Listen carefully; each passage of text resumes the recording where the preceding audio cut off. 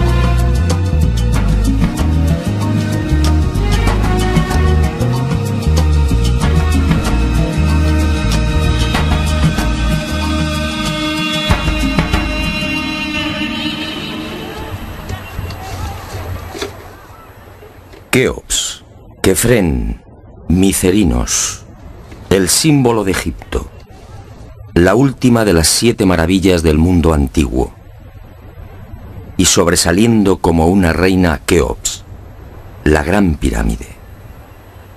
Una construcción incomprensible, un desafío a la razón, una obra que provoca vértigo.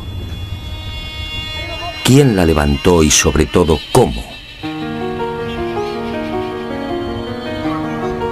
Keops reúne 3 millones de bloques de piedra caliza y granítica. Bloques que oscilan entre 2 y 40 toneladas de peso. Bloques tallados con tal precisión que no permiten el paso de una hoja de papel. Un monumento cuyo revestimiento original, hoy casi desaparecido, estaba formado por losas de caliza pulida de hasta 16 toneladas. Y a su lado, otro coloso, Kefren, casi 1.700.000 metros cúbicos de piedra. Bloques idénticos a los de Keops, con un revestimiento original de caliza pulida y granito rojo de Asuán. En su base cabrían 7 campos de fútbol. Por último, Micerinos, la más modesta pero igualmente soberbia y desconcertante. Su altura equivale a un edificio de 20 plantas. Hoy la tecnología tendría graves dificultades para alzar y depositar esos bloques de piedra.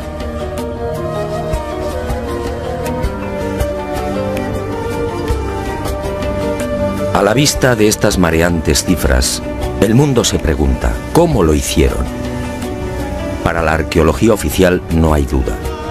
Las pirámides de Giza fueron obra de los faraones y se levantaron hace 4.600 años. Los bloques fueron trasladados desde las vecinas canteras de Tura y Mohatan, a escasos kilómetros del Cairo, y encajados en los respectivos monumentos mediante el uso de gigantescas rampas. Rampas, dice la arqueología, por las que miles de obreros empujaban los bloques con el auxilio de rodillos de madera.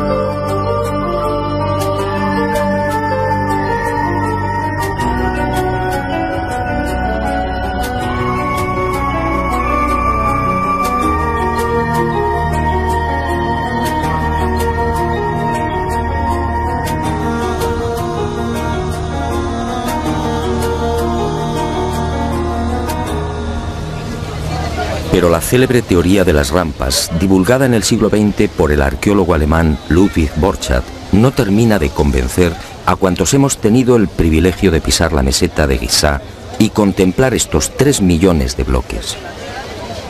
Y son 2 las razones que ponen en entredicho la versión oficial.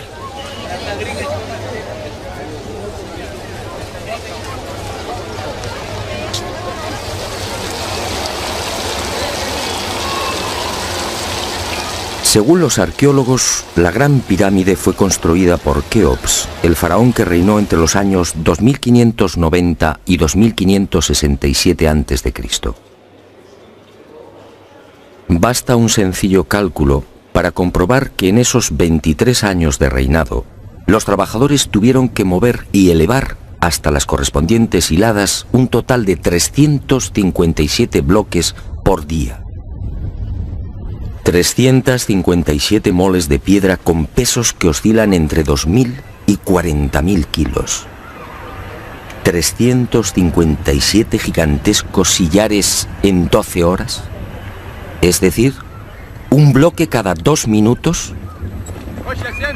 Por mucha mano de obra que pudiera reunir Keops, la empresa en cuestión resulta más que dudosa. Y no solo por el arduo problema de organización, sino sobre todo por las evidentes dificultades técnicas a la hora de izar y encajar estos monstruos de caliza, granito y mármol. Los arqueólogos más conservadores se defienden escudándose en lo escrito por Heródoto en el siglo V a.C. Según el padre de la historia, los bloques eran levantados de grada en grada con el concurso de una serie de máquinas formadas por maderos cortos. Esto, al parecer, fue lo que le contaron los sacerdotes durante su visita a Egipto. Pero la narración del escritor griego no constituye un punto de partida sólido y fiable. En el 450 a.C., cuando Heródoto recorre el Nilo, habían transcurrido 2000 años desde la supuesta construcción de la Gran Pirámide por Keops.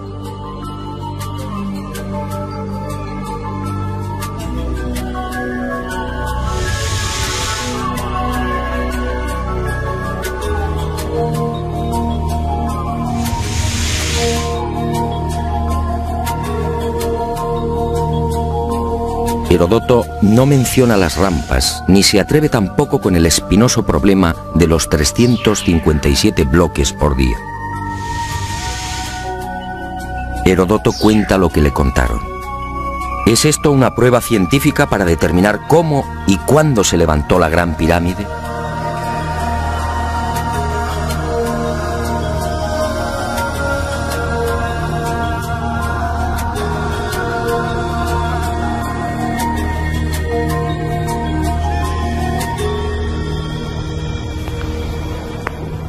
Pero existe una segunda razón de mayor calado que hace dudar de lo establecido por la arqueología. Hace 4.600 años, cuando los arqueólogos fijan la construcción de la Gran Pirámide, el Valle del Nilo justamente despertaba al periodo neolítico.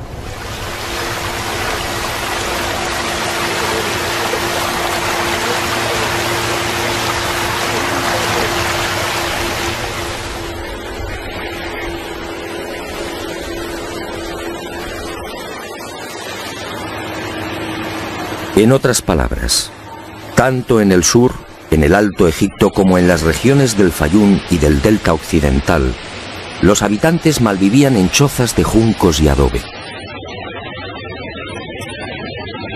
Se hallaban todavía en la Edad de Piedra, con un precario desarrollo agrícola y un incipiente pastoreo. Sus herramientas eran groseras, basadas principalmente en la industria lítica.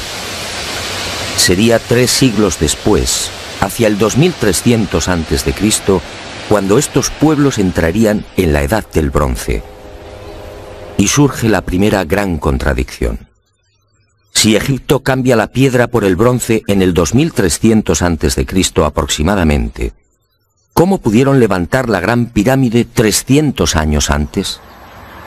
¿Con qué herramientas? ¿Con qué clase de conocimientos? ¿Cómo explicar semejante salto cualitativo?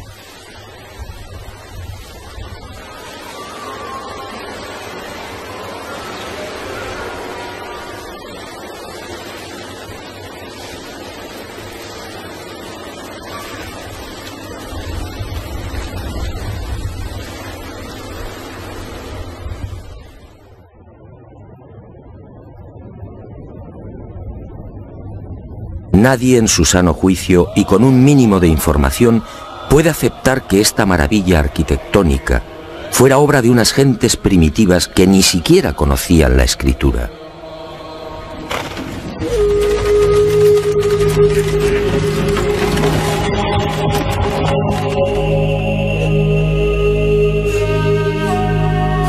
El testimonio de Heródoto, en efecto, deja mucho que desear. Hoy cualquier arquitecto o ingeniero comprende de inmediato las graves dificultades técnicas que debieron superar los constructores de la Gran Pirámide. Las cámaras, galerías y los mal llamados conductos de ventilación exigen unos profundos conocimientos matemáticos y arquitectónicos.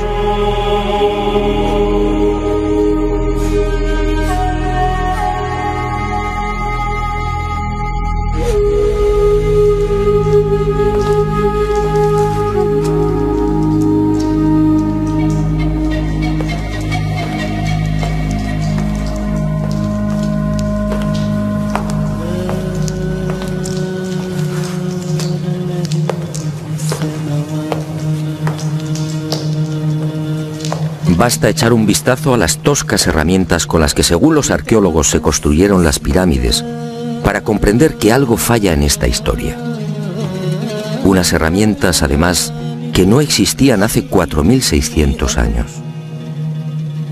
Es que estos mazos, niveles, bolas de dolerita, escuadras, trineos de madera y regletas sirvieron para establecer las asombrosas proporciones de la Gran Pirámide.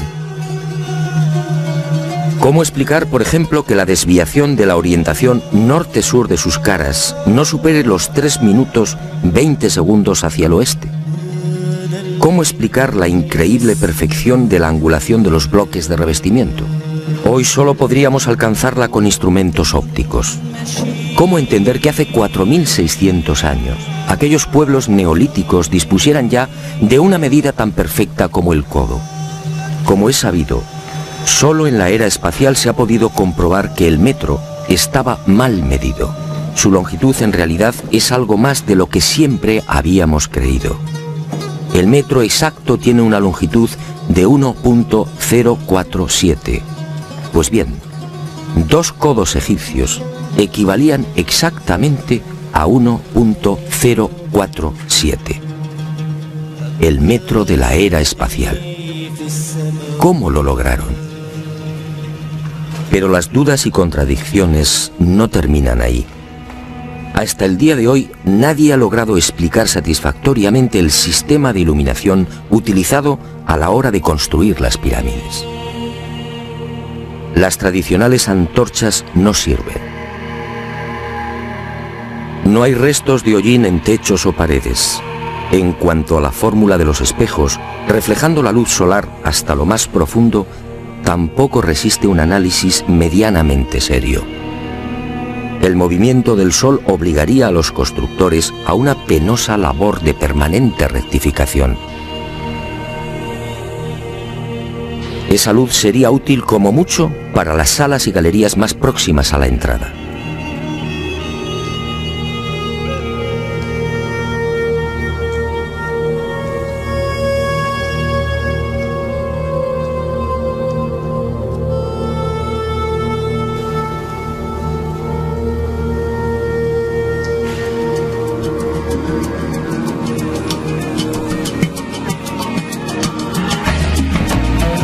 Las explicaciones de los arqueólogos tampoco convencen cuando alguien pregunta por el método utilizado para cortar los enormes bloques de granito. ¿Herramientas de cobre? Eso sería como intentar cortar una mesa de mármol con unas tijeras.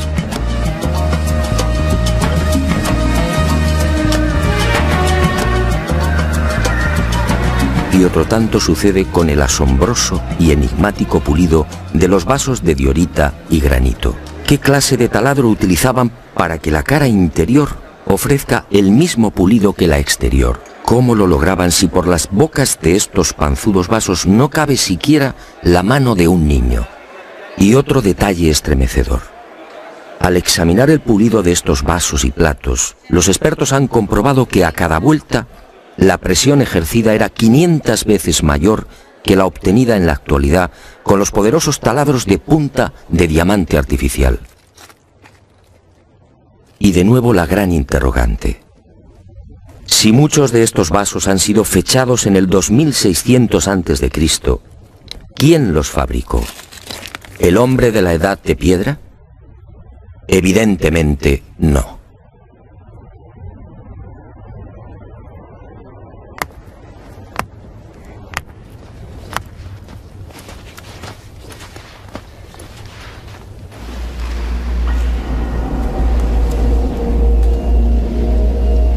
¿Y quién fue capaz de un pulido como el que presenta el supuesto sarcófago de la pirámide de Keops? El acabado en el bloque de granito resulta imposible para un hombre del Neolítico. Mientras las esquinas aparecen absolutamente cuadradas, el índice de imperfección de la superficie del sarcófago no llega a 2/10 de pulgada.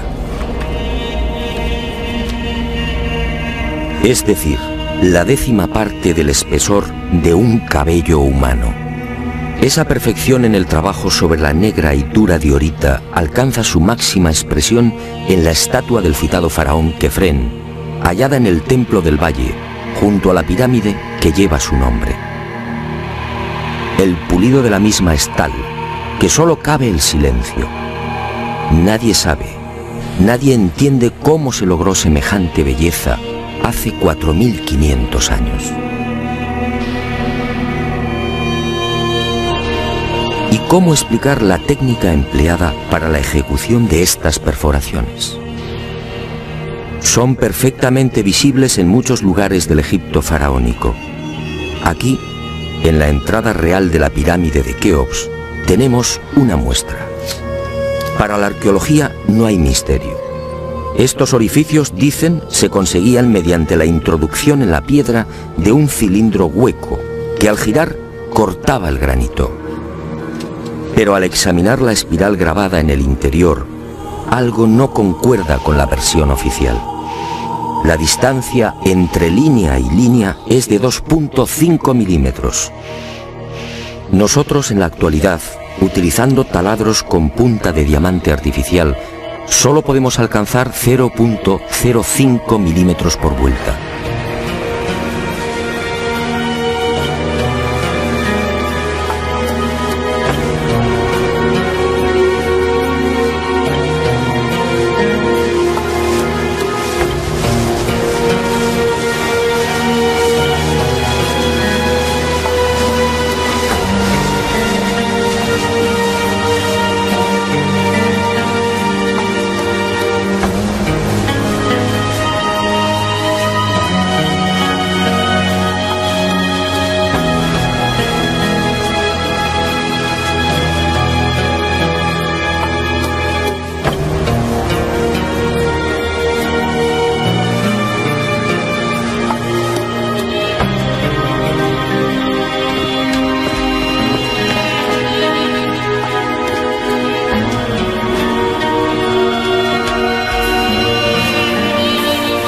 Cómo desarrollaban aquellos primitivos egipcios semejante presión y fuerza con un simple cilindro hueco.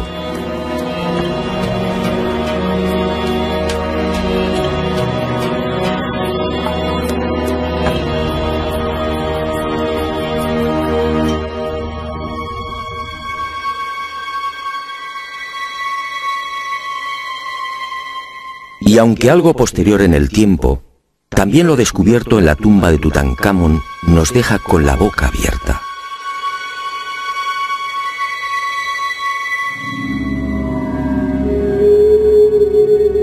Cuchillos inoxidables, sandalias y manoplas de oro, una cama ergonómica, una cama con la parte de los pies más elevada, favoreciendo así la circulación sanguínea.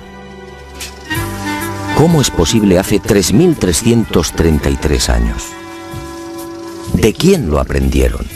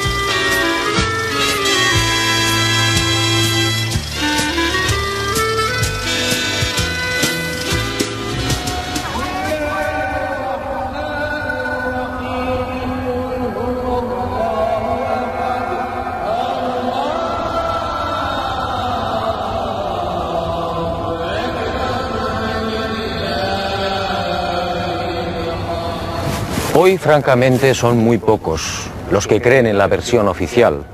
Hace 4.600 años, los pueblos que habitaban esta región no estaban en condiciones de imaginar siquiera este portento arquitectónico. Pero entonces, ¿quién levantó las pirámides?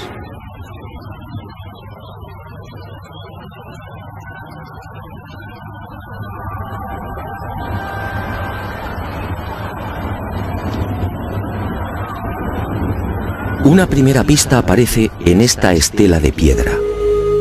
Una estela depositada en la sala 42 del Museo del Cairo y que muy pocos turistas se detienen a contemplar. La arqueología la denomina la estela del inventario. Se trata casi con seguridad de una copia de otro texto mucho más antiguo.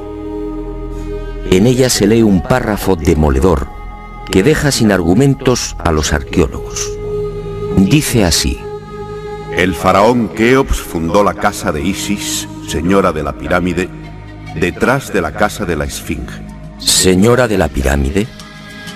¿Quiere esto decir que la Gran Pirámide ya existía cuando Keops llegó al poder?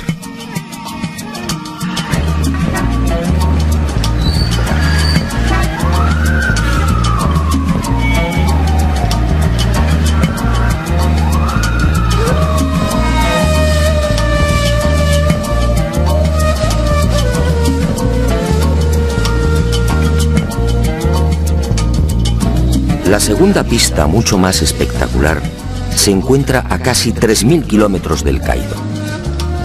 Y hacia allí nos dirigimos.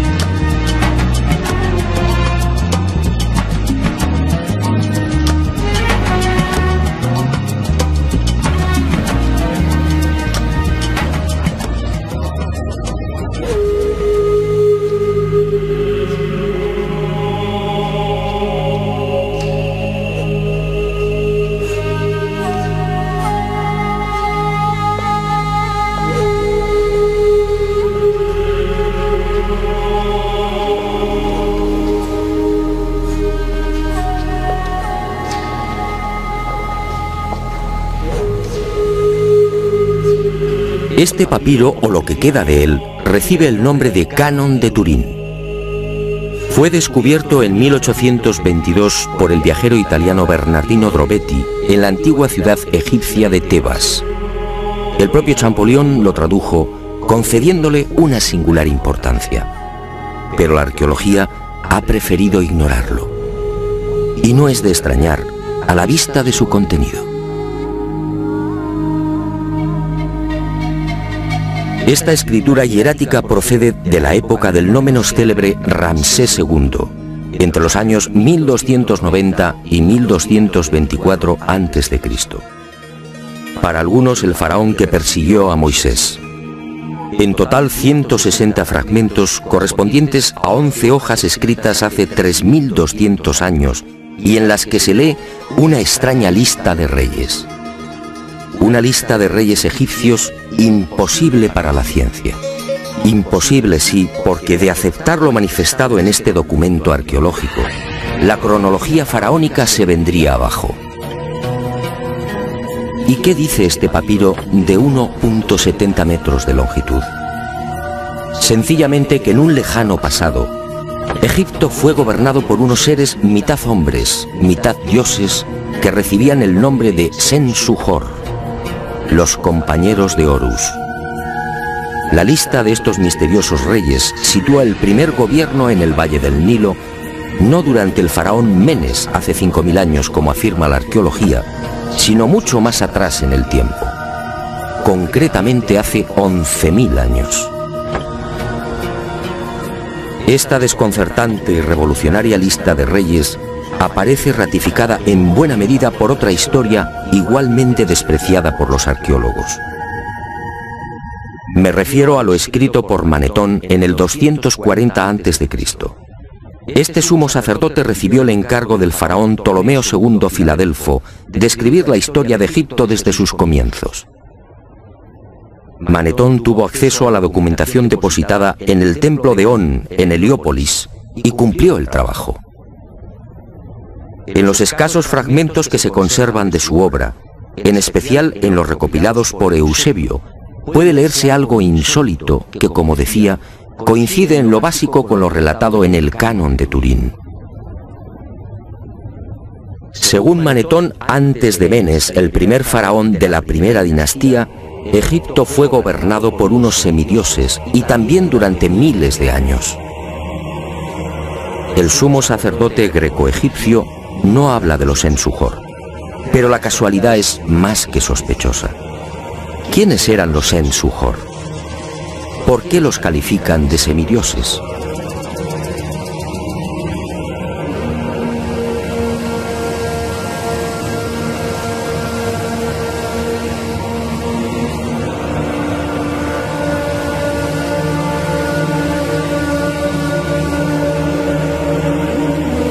Para los arqueólogos más conservadores, los Sensuhor y la información suministrada por Manetón son pura fantasía.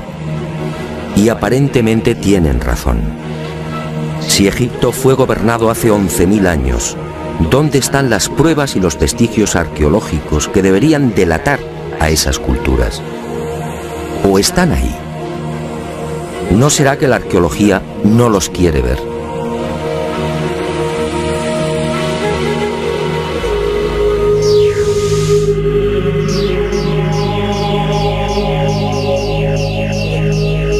El presente descubrimiento se debe al investigador español Manuel Delgado. Él fue el primero en percatarse de lo que guarda el nuevo Museo Nubio. Todo un hallazgo que ofrecemos en primicia y que una vez más nos hace dudar de la cronología oficial. Este huevo de avestruz fue descubierto en la tumba 96 del cementerio 102 en Nubia por el arqueólogo inglés Cecil Malaby Firth. El hallazgo tuvo lugar en 1907, pero dada su naturaleza, fue silenciado. Alguien dibujó sobre él y lo depositó junto al cadáver. Evidentemente se trataba de un objeto muy querido por el difunto. En una de las superficies pueden apreciarse los dibujos de un avestruz y algunas plantas. En la opuesta, oh sorpresa, otra escena imposible: el curso del río Nilo y las siluetas de unas construcciones muy familiares: las 3 pirámides de la meseta de Giza. El hallazgo de este huevo de avestruz no tendría mayor importancia, de no ser por un pequeño gran detalle. Según los investigadores, los restos humanos de la citada tumba 96 se remontan a la cultura Nagada I, es decir, alrededor de 7000 años. 7000 años. Algo en efecto no cuadra. Si la arqueología afirma que las pirámides de Giza fueron levantadas hace 4600 años, ¿cómo es que aparecen dibujadas en una sepultura de hace 7000? Pero las pruebas que apuntan a un pasado mucho más remoto de lo que pretende la egiptología no terminan ahí. En 1991 volvió a encenderse la polémica. Esta vez el protagonista fue Abu el-Hol, el padre del terror, nombre dado por los naturales de la región a la mítica esfinge.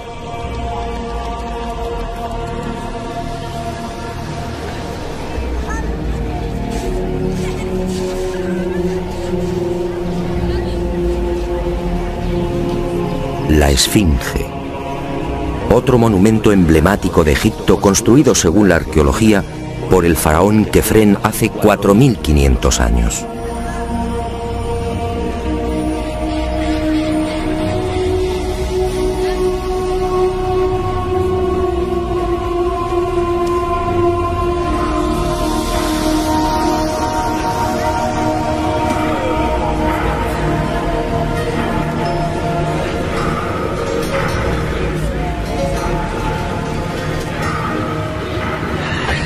Lo que hoy podemos contemplar tiene escasa relación con la estampa original.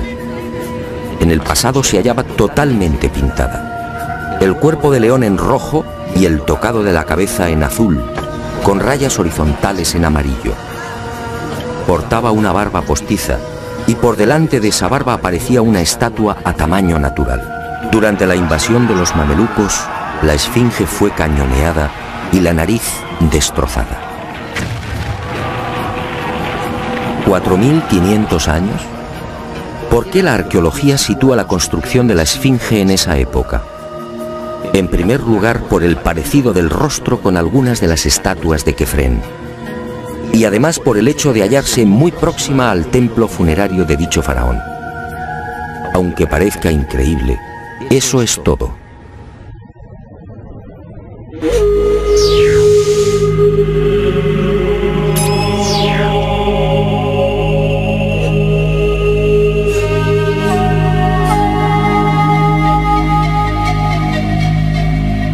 Y en 1991, como decía, los arqueólogos fueron arrinconados de nuevo contra las cuerdas. Un equipo de la Universidad de Boston, dirigido por el geólogo Robert Scott, dio a conocer un estudio que retrasaba la construcción de la esfinge en varios miles de años. Mediante la utilización de ondas sonoras y micrófonos especiales, Los geólogos norteamericanos exploraron las rocas que forman parte de la Esfinge. El resultado fue asombroso. La zona delantera del monumento y parte de las paredes del foso que la rodea presentan una erosión de 2 metros de profundidad, provocada por las lluvias. En la época de Kefren, supuesto constructor de la Esfinge, esta región era un desierto. La única explicación a esa erosión acuática hay que buscarla en un clima especialmente húmedo, entre el 5000 y el 7000 a.C. Casi mágicamente hemos llegado a un punto que ya fue contemplado en uno de los anteriores capítulos de este planeta encantado. ¿Recuerda?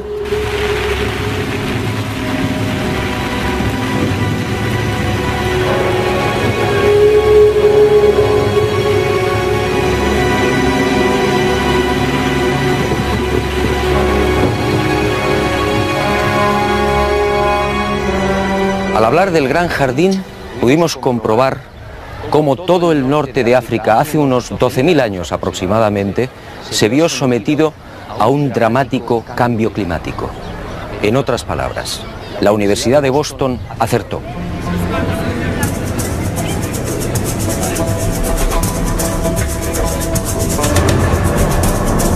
Fue a partir de esa época, hace ahora unos 8.000 años, cuando los monzones perdieron fuerza y el Sáhara entró en un lento pero progresivo proceso de desertización. Y fue justamente hace 4.500 años, cuando la arqueología fija el momento de la construcción de la Esfinge, cuando estas tierras fueron definitivamente abandonadas por las lluvias. Kefren, por tanto, no pudo levantar la Esfinge. Como mucho, quizá la restauró. El padre del terror estaba aquí desde mucho antes. La huella de las torrenciales lluvias registradas en el llamado Gran Húmedo Holocénico es incuestionable. Y algo similar vino a suceder con el investigador Robert Bauval. 20 años antes, este ingeniero egipcio se atrevió a difundir una hipótesis que conmocionó a los seguidores y amantes del Egipto faraónico. Para Bauval, las pirámides de Giza no son construcciones aisladas. Las 3 forman parte de un plan unificado minuciosamente diseñado. Y para irritación de los arqueólogos más conservadores, formuló una teoría que volvía a poner en tela de juicio la ya desacreditada cronología oficial. La tesis de Bauval es conocida como la correlación de Orión, es decir, el asombroso parecido en la disposición de Keos, Kefren y Micerinos respecto a las 3 estrellas que forman el cinturón de Orión. Basta trazar una línea entre las 3 pirámides y otra entre las estrellas del cinturón para observar que sendas ubicaciones son casi idénticas. Casi idénticas, sí, pero no iguales. El ángulo de las pirámides es de 172 grados y el de las estrellas de Orión en la actualidad de 181. Bauval se percató de esta pequeña diferencia y tuvo una genial intuición. Con la ayuda de las computadoras retrocedió en la historia y descubrió que la alineación de las estrellas del cinturón de Orión coincidía con la de las pirámides hace 12.500 años. No son demasiadas coincidencias. Por un lado, la geología demuestra que la Esfinge tuvo que ser construida en pleno Gran Húmedo, es decir, hace más de 9.000 años. Por otro, el papiro de Turín y Manetón aseguran que unos semidioses gobernaron el valle del Nilo hace 11.000 o 12.000 años. Quizá más. También el huevo de avestruz hallado en la tumba 96 en Nubia nos dice que las pirámides existían ya hace 7.000 años. Y la tesis de Bauval pone punto final, insistiendo de nuevo en esa misteriosa fecha. 12.500 años.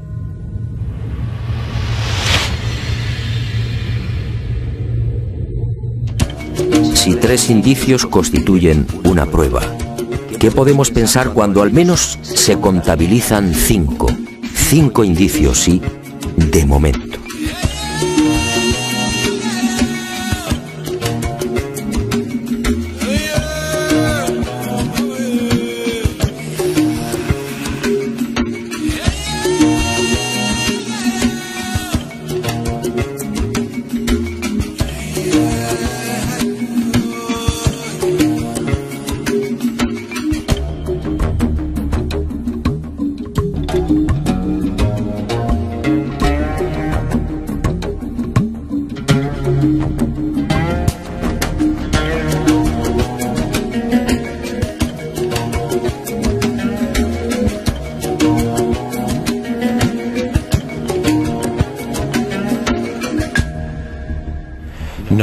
Las pruebas que contradicen la versión de la arqueología oficial no han concluido. ¿Recuerda usted esta pintura? Fue descubierta en el Tassili argelino. Según los arqueólogos, tiene una antigüedad aproximada de 5.500 años, probablemente mucho más. Se trata, en mi opinión, de un carro egipcio. Pero ¿cómo es posible? ¿Un carro egipcio a 2.500 kilómetros del Nilo?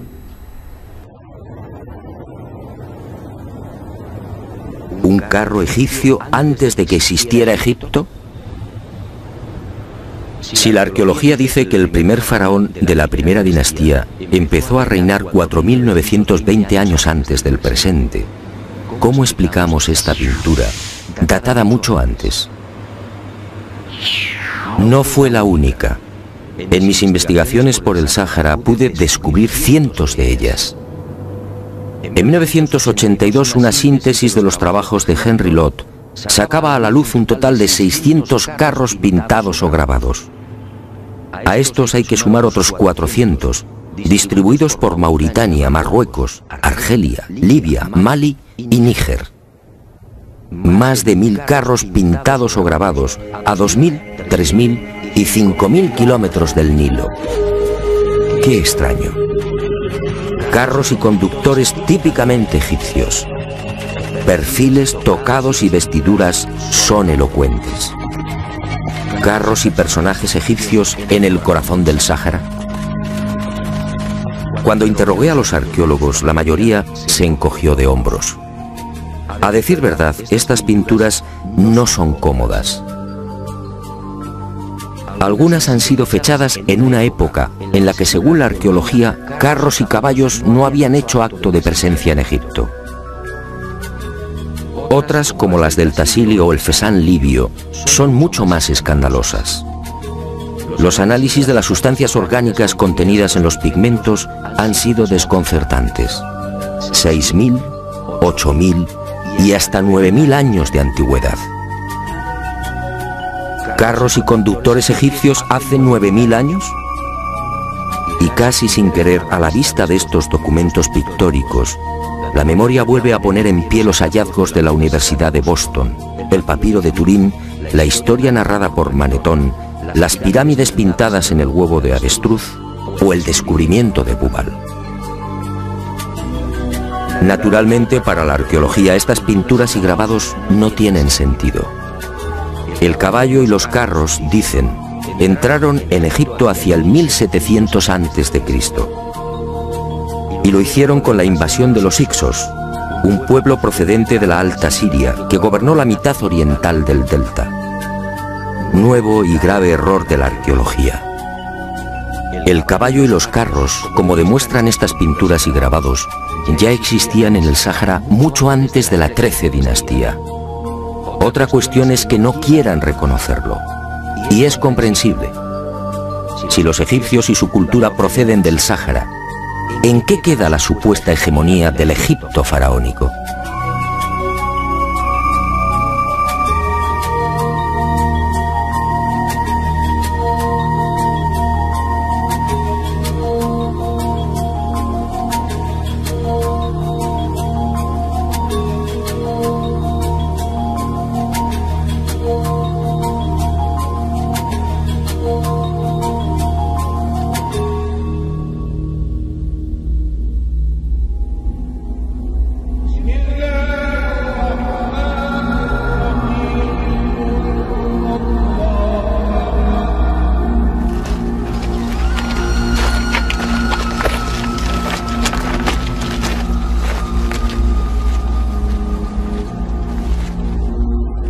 Pero las imposibles pinturas egipcias en el Sáhara, a 2.500 kilómetros del Nilo, no se limitan a carros al galope.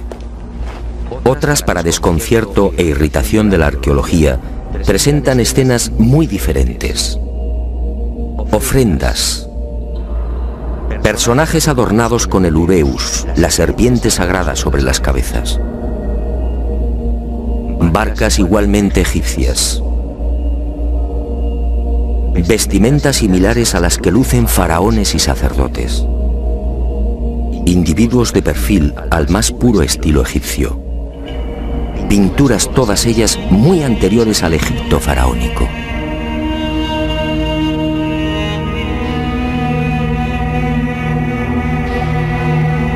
¿Barcas egipcias en pleno desierto? Si estas pinturas, como aseguran los confusos y confundidos arqueólogos, fueran tan solo el testimonio de la influencia de la 18 dinastía en esta remota parte del Sáhara, ¿cuál sería el sentido de las mismas? En esa época, durante la 18 dinastía, hace 3.500 años, esta zona era un desierto idéntico al que ahora vemos. ¿Barcas en un infierno de piedra y arena? ¿Y por qué ignoran la datación? Si estas pinturas se remontan a 9.000 años, entonces las barcas sí están justificadas. En esa época, como se recordará, el Sáhara era un jardín, con ríos tan anchos y caudalosos como el actual Amazonas. Pero las extrañas coincidencias van más allá. En esta tumba, a lo largo de más de 120 metros, hace 3.100 años, Ramsés III mandó pintar lo que se conoce como el Libro de las Puertas, una especie de cartografía del más allá, una síntesis de la religión del inframundo, la religión del río infernal, la religión que partió del Sáhara y que posteriormente, con las migraciones, apareció entre los guanches, los íberos y los etruscos. ¿Casualidad? ¿Y qué decir de los cientos de representaciones de la vaca sagrada Hathor, del buey Apis o del carnero Amón, todos egipcios con el disco solar entre los cuernos? ¿Cómo explicar que estas mismas imágenes podamos encontrarlas en las pinturas y grabados rupestres de Marruecos, Libia o Argelia? Grabados y pinturas, no lo olvidemos, de 9.000, 10.000 y 12.000 años de antigüedad, es decir, muy anteriores a los bóvidos egipcios. Para el que lo quiera ver, está muy claro. El dios Sol o Amón-Ra de los egipcios, el Achamón de los guanches o el Baal-Jamón de los fenicios tienen un origen común: el profundo y olvidado Sáhara.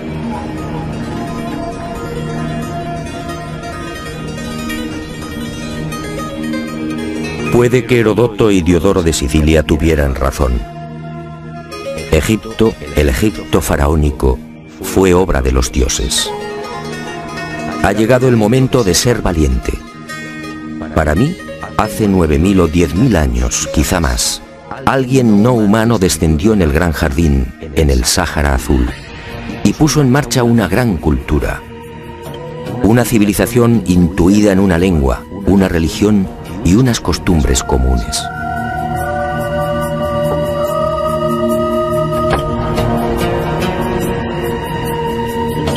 Esos seres, esos dioses de cabezas redondas pintados en Tassili, podían proceder de Orión.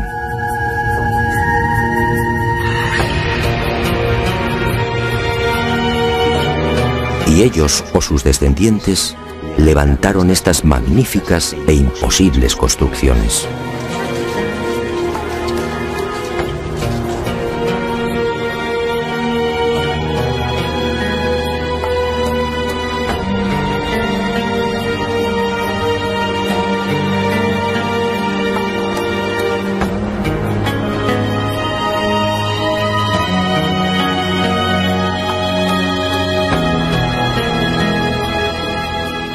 ¿Cree usted que se trata de un sueño? Schopenhauer decía que toda verdad, al nacer, es ridiculizada y perseguida. Demos tiempo al tiempo. Algún día el hombre se verá obligado a escribir de nuevo la historia.